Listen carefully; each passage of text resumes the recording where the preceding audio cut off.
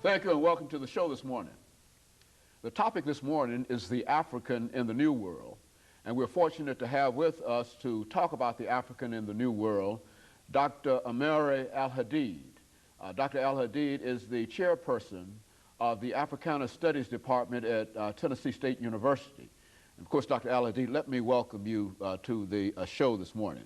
Thank you for having me back, Dr. Haney. You know, Dr. Al-Hadid, I think one of the most important topics that we can talk about dealing with the Africana Studies Department is to talk about the African in the New World. But before we get into that, let's have you to give us some information. You've been with us on a number of occasions, but still perhaps there are some people who might not know you. And so let's have you to give us some information about your background, your education, and some of the things that were significant in your life that eventually led you to the chairmanship of the Africana Studies Department at Tennessee State University. And in the meantime, you know, you can throw in some information about that department as you talk about that kind of information. And then we'll talk about the African in the New World and the related topics. Yes, I'll start with the fact that I was born in Montgomery, Alabama, which is the cradle of the Confederacy. I grew up there, went to George Washington Carver High School, and I finished Alabama State University with a double major in sociology and psychology. While at Alabama State University and also at Carver, I participated in the Montgomery bus boycott in 1955 and also in the Selma and Montgomery March in 1965. After graduating from Alabama State, I went out to the West Coast and I enrolled at the University of California in Santa Barbara in graduate school, where I received my doctorate degree there in sociology and a master's degree in educational psychology. And I was one of the founders of the Department of Black Studies and the Black Culture Center at the University of California in Santa Barbara, which came online, I think, around 1971. And then I left there and came to Nashville, where I've been on the faculty at Tennessee State since 1973. I started a concept called the Great Debate, and it's an intellectual and cultural forum in which we look at the ideas of Dr. Martin Luther King and Malcolm X to debate contemporary issues. We just recently had a debate on whether or not all TSU students should be required to take an African-centered course. This was last Friday. I became the chair of the Department of Africana Studies in the fall of 1994. The department has been in effect since that time. We have had two graduates. One graduated in May of this year, and another one graduated in August of '97. We had our grand opening in 1995. We expect to have 3 graduates in May of 1999. And so you're making tremendous progress in terms of bringing that as a concept onto the university campus at Tennessee State University. Yes, sir. The department is growing, it's getting strong. We have approximately 25 majors in the department. As I said, we're going to graduate 3 in May, and then in August we'll graduate another 3, and then possibly another 2 in December. So we're pretty much online in terms of meeting our goals and objectives for graduations.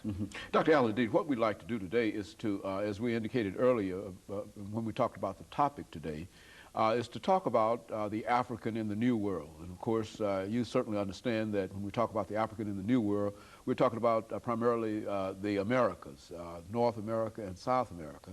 But very few people tend to connect the existence of Africans in South America with the existence of Africans in North America. And so let's have you to, first of all, talk about the African in the New World. That is, to give us some information relative to him, his very presence in the New World, and then to sort of zero in during the rest of the program on his existence in South America, and then his existence in North America, perhaps if you want to make a comment, however you wish to do it. But essentially, that's the kind of idea that these are the ideas that we want to try to introduce this morning and to have you to talk about. Well, let me just start in terms of a baseline. Our very department, the Department of Africana Studies, is premised on that very idea that the African world community is divided into the African continent and the diaspora. As you well put it, most of the diaspora, at least in the Western world, tend to be in the New World, which would include South America, the Caribbean, and we might also include Canada in that configuration as well as North America. And what we have to realize, and we do this in our department, we offer African language, Kiswahili, Yoruba, and Arabic, and at the same time our majors are required to take French, Spanish, Good. Okay. in addition to English. And what that says for us is the fact that we have a lot of our people in South America who do not speak English, they speak Spanish. In Brazil, they do not speak English, they speak Portuguese. And then you find the same phenomenon in the Caribbean. So it's very important for us to understand that we have people of African descent throughout the Caribbean and South America. Let me just take maybe two as illustrations, or maybe 2 or 3 as illustration. Let's start first of all with Haiti. Haiti became a black republic, the first black republic in the Western Hemisphere in 1804.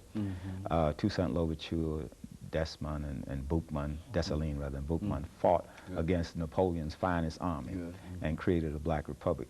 That movement in Haiti sort of inspired the abolitionist movement, at least the rebellions on the part of people such as Nat Turner, Denmark Vesey, and they always tried to keep Africans who were in captivity in North America from knowing about the Haitian Revolution because they did not want it to inspire. But nevertheless, people such as Nat Turner and others got wind of what had happened in Haiti, and they began to revolt and start insurrections. So Haiti represents a flashpoint for that whole understanding in the Caribbean. Another country that we should also know, in Haiti, they speak Creole and French because there was the last colonizer were the French. At first, they were colonized by the Spanish, and then the French came in and colonized Haiti. Jamaica is also very important. Jamaica is important because of the Maroons. These were the brothers and sisters that got off the ships and ran into the mountains and established African cultures there after they escaped from the plantation. In fact, many of them didn't even work on the plantations, and some escaped and went into the mountains. And then we also know Jamaica from the emergence of Marcus Garvey, who came to this country at the turn of the century, and the age of Garvey was after the age of Washington, which ended around 1915, and then Garvey sort of took over from that point, went primarily through the 1920s. But Garvey traveled throughout the Caribbean. He traveled throughout South America, and he saw all of these African people there, and he asked the question, where's the black man's government? And he said, then he started thinking, he said he wanted to develop a powerful connection with Africa. He wanted to organize all people of African descent in South America, North America, Canada, and the Caribbean. Let's turn sort of quickly to Brazil. Good, very good. Brazil is a very interesting country. It is. Brazil has approximately 160 million people. Now, it's somewhat difficult to go into Brazil. In fact, if you look in an almanac and look under Brazil and look at the ethnic groups, you'll find that you only have Brazil, 6% of Brazilians self-identify as Africans. A lot of them see themselves as mestizos, as mulattoes, because in Brazil, there's a whole different configuration. They'd like for people to believe that they do not have a democracy based on race. But when you look at the color of the people, it is obvious that they are of African descent. So if you look at it from a color standpoint, there are about 60 million people of clearly of African descent, uncontaminated of African descent in Brazil. In spite of what they might, how they might describe themselves as takers. Exactly, because the Portuguese had an assimilationist policy. It was okay to marry a Portuguese, and they had a different, and it also had the Catholic Church was involved. But in the English-speaking countries, they practice strict segregation. So people in Jamaica and North America and Trinidad were not able to assimilate into the culture the way they did in places such as Brazil under the Portuguese.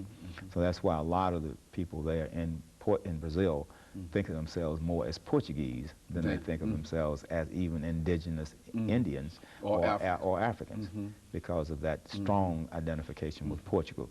And you will find the same phenomenon in a lot of the Spanish-speaking areas when they too were allowed to assimilate into the Spanish culture. So it's somewhat different from those of us that are in what we call Anglophone, of the English-speaking part of the world.